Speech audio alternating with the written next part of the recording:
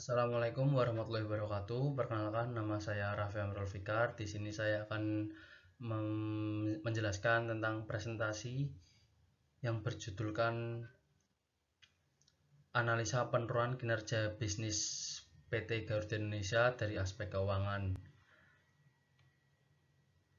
Di sini saya dari kelompok 2 yang beranggotakan Ahmad Ulil, Ahmad Mahdi, saya sendiri Raffi Amrul Fikar, Rifan Hidayat, dan Riko Andri Setiawan.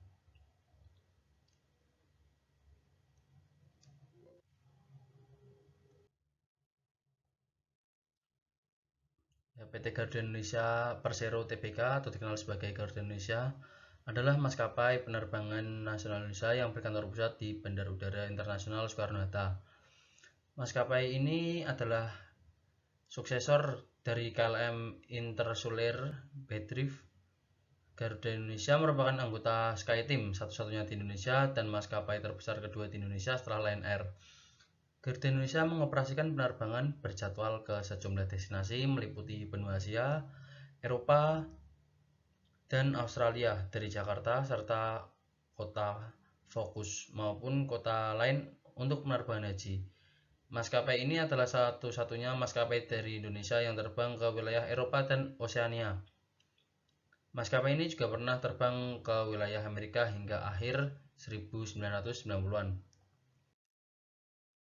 Permasalahannya, kenapa PT Garuda Indonesia itu mengalami penurunan kinerja bisnis? Yang pertama ada peningkatan utang, yang kedua ada biaya operasional tinggi, yang ketiga manajemen yang tidak efektif, yang keempat pandemi COVID-19, yang kelima persaingan yang sengit, yang terakhir kebijakan pemerintah.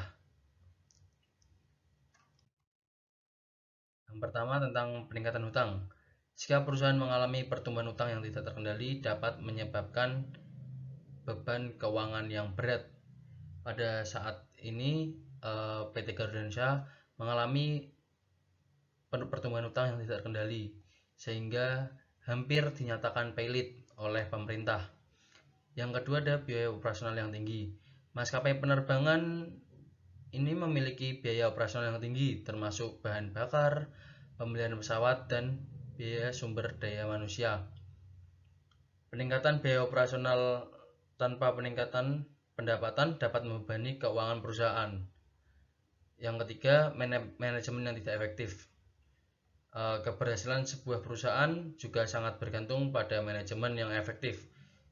Jika terjadi kegagalan dalam pengelolaan perusahaan, termasuk pengelolaan keuangan dan strategi bisnis, hal ini dapat menyebabkan kesulitan keuangan.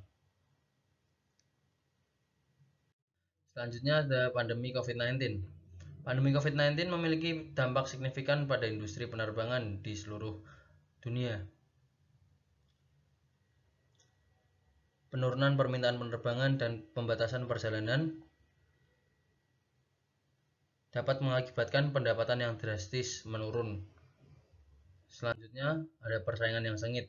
Industri penerbangan sangat kompetitif dan persaingan yang sengit dapat membuat sulit bagi perusahaan untuk mempertahankan pangsa pasar dan margin keuntungan yang sehat. Yang terakhir ada kebijakan pemerintah. Kebijakan pemerintah terkait peraturan penerbangan, tarif, atau peraturan lainnya dapat mempengaruhi kinerja keuangan maskapai penerbangan. Selanjutnya ada perspektif syariah. Dalam perspektif syariah, hampir bangkrutnya perusahaan Garuda Indonesia dapat dilihat sebagai sebuah masalah yang memerlukan penilaian berdasarkan prinsip-prinsip syariah. Dalam Islam ada beberapa prinsip yang harus diperhatikan dalam mengelola bisnis antara lain. Yang pertama, larangan riba atau bunga diharamkan dalam Islam. Oleh karena itu, jika perusahaan Garuda Indonesia mengalami masalah keuangan yang melibatkan pembayaran bunga yang ribawi, langkah-langkah harus diambil untuk menghindari pelanggaran terhadap prinsip ini. Yang kedua, transparansi dan keadilan. Prinsip-prinsip transparansi dan keadilan dalam transaksi bisnis juga penting dalam perspektif syariah. Perusahaan memastikan bahwa ada keadilan dalam mengelola hutang dan pembayaran kepada kreditur, serta memastikan transparansi dalam melaporkan keuangan.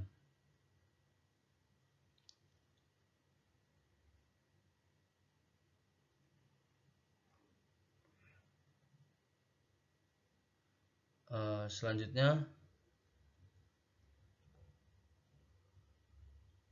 ada tanggung jawab sosial. Prinsip tanggung jawab sosial juga penting dalam Islam. Perusahaan harus mempertimbangkan dampak sosial dari keputusan-keputusan bisnisnya, termasuk pengaruhnya terhadap karyawan, pelanggan, dan masyarakat secara umum. Dan berdasarkan prinsip-prinsip syariah dapat melibatkan restrukturasi keuangan yang sesuai dengan ketentuan syariah, seperti menjalin kesepakatan dengan kreditur yang melibatkan skema bagi hasil atau profit sharing daripada pembayaran bunga konvensional. Namun pentingnya untuk dicatat bahwa penilaian terhadap situasi ini dalam perspektif syariah dapat bervariasi tergantung pada detail konteks yang lebih spesifik. Selanjutnya, rasio keuangan. Maskapai Penerbangan Nasional PT Garuda Indonesia Persero Tbk atau GIAA mencatat rugi bersih sebesar 72,7 juta US dollar atau setara dengan 1,15 triliun. Itu jika kursnya 15.493 rupiah. Kerugian tersebut berbalik dari laba bersih senilai 3,7 miliar US dollar. Akan tetapi bila dibandingkan dengan kuartal 1 tahun 2023, sejumlah kerugian tersebut berkurang di mana GAAA merugi 110,03 US dollar. Kerugian tersebut karena beban usaha yang melonjak 7,14% secara tahunan menjadi 1,99 miliar US dollar. Bila dirinci, beban promosi menjadi kontributor terbesar, yakni naik 47,9% dari 149,75 juta US dollar.